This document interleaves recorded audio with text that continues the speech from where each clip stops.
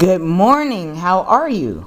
I'm good, sweetie. How are you? Oh, pretty good. Ladies and gentlemen, you are rocking with your girl, Miss Lacy, Iconic Chronicles Magazine and OzCat Radio 89.5 FM.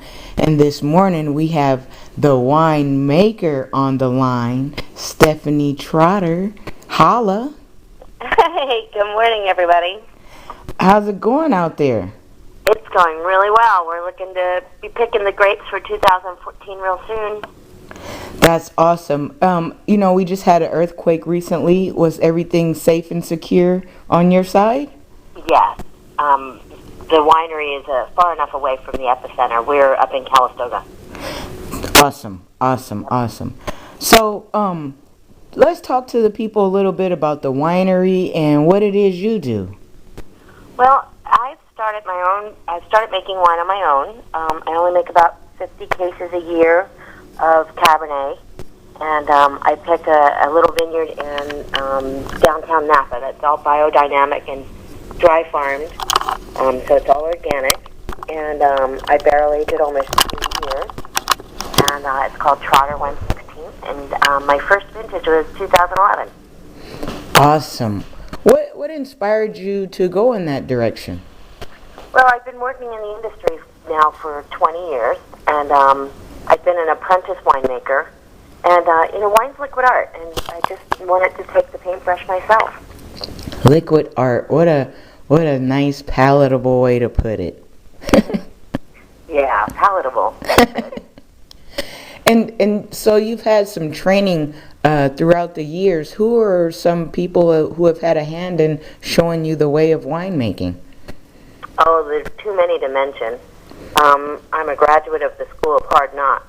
I gotcha. I've taken a couple classes at UC Davis and some at Napa Valley Community College. That's cool. What are some things that you need to know about the grapes and pressing them and turning them from a grape into wine? Well, it all starts in the vineyard. You have to pick good grapes.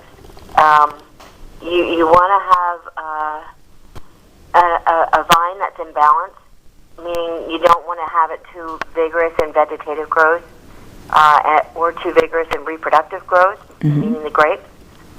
So you need to have a vineyard that's been properly gardened, if I can use that term, and then picking them at the right time. You want to get a balance of sugar and acid. You want flavor to be true to the varietal that you're picking.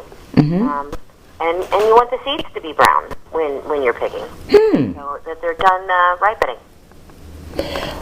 Wow. What are the seasons that this occurs in? Well, so right now we're in harvest, and once we pick all the grapes, the leaves will change color and fall off, and then they'll go dormant for the winter, and then in the spring, maybe actually February, we'll do a hard prune in the vineyard, meaning that we'll cut them all the way back to the trunk. We'll get rid of all the canes that grew last year, and then we'll have bud break in early March, and the growing season happens again, and then we harvest once a year around this time, September and October. And then the leaves that stay on after harvest are collecting more carbohydrates, so that they can store it away for the winter and have enough energy for bud break next year. Wow. So with your winery getting it up and going in 2011, what is the direction that you're looking forward to for 2015? Well, I'm growing a little bit. In 13 and 14, my production's up to 75 cases. But I don't own a brick and mortar building, so I do what's called custom crush. So I pick the grapes from a vineyard that I've purchased the grapes from, and then I make them at another winery, and then I sell the wine online. So my goal is to eventually be able to make a living from it, but I'm certainly not there yet. Hey, but you are well on your way, and what an endeavor. Just something to get into and follow your dream. Like you said, it's liquid art, and it's going to take a little time to develop, but you're up to 75 cases, and your company is functioning, so that's a plus. It is. My 2011 has already won 3 medals. I just released it in May. Wow. Yeah, that's pretty exciting. You know, being judged by my peers to be quality wine is a real honor. Right. It's kind of like a karate match, like Grasshopper and Master Miyagi. Yeah, there's a lot of big guys out there, absolutely. Lots of experience. With all the competition and you know, different peers, how do you find your niche in the market? Well, I as I said, wine is liquid art, and it's just like that. I mean, of all the winemakers that I work with, or that I know, and know that I'm starting my own label, but no two wines are the same. We're all picking from different vineyards, and we're all using different types of barrels to age. And no two wines are the same, and we all seem to have a great deal of respect for each other's work. That's beautiful. The winemakers that I know have been really helpful. That's beautiful. And, you know, it's kind of like a way for their legacy to kind of keep going, too. It may not be, you know, very widely known, but in the center of that, you know, they're woven into your artistry. Yeah, absolutely. That's such a cool thing. So, what do you enjoy doing just like in your spare time? Drinking wine. No, well, you know, I've got a pretty balanced life. I'm married, so I have a 14-year-old, and I coach soccer. I ride a motorcycle. What? I do. I didn't know that. Now, that's a surprise. Funny. That's a When I turned 40, surprise. I bought a Harley and a piano. What? I know, I'm better on the Harley.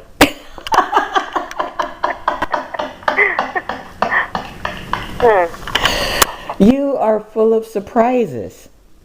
So, do you think the winemaking is gonna pass on to the kids?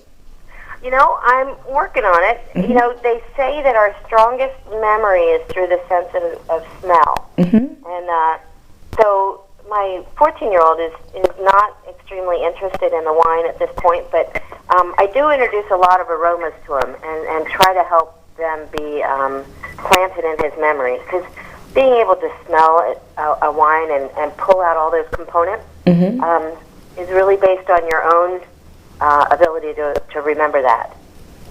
Yeah, you know, it's kind of like music and learning by ear. You're right. That's a trip, how those senses are so heavily dependent upon to make such beautiful things in life.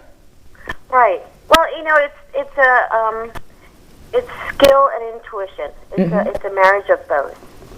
So if people, you have to have you know, certain pHs and acidity and sugars to make a good wine, but equally responsible is your own palate.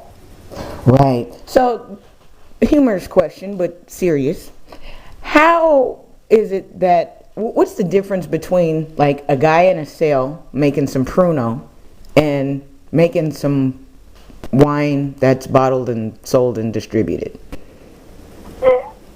I'm sorry, could you say that again?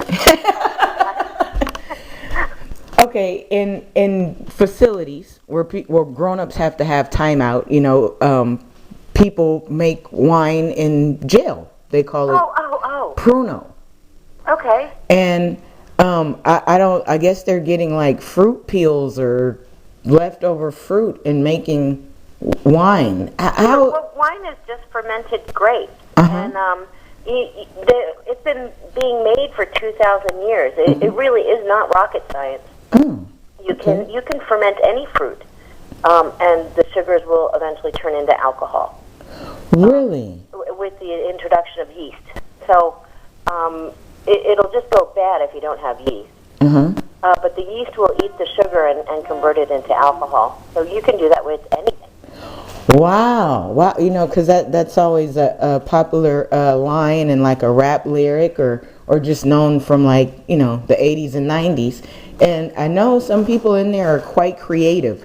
And when I thought about it, I said, you know, winemaking and barreling. And then those guys are doing it. I guess they're saving their leftover lunch or something, the fruit.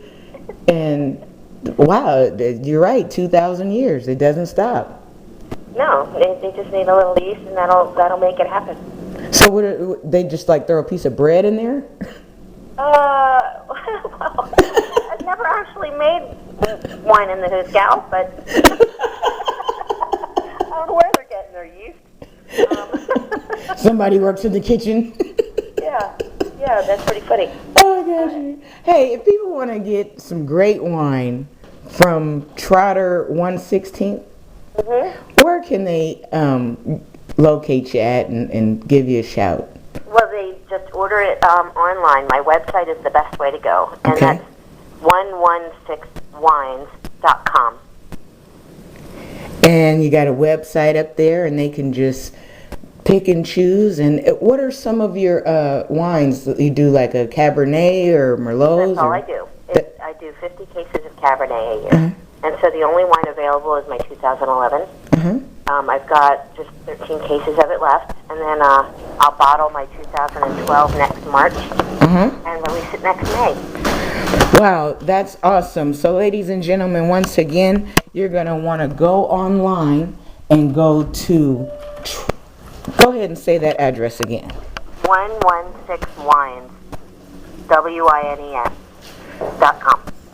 And go ahead and get some wine, have a taste. And is there a place there also where they can put a review or, customer testimonial?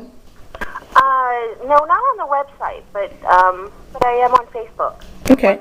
Trotter 116th Wines, and you can certainly communicate with me there.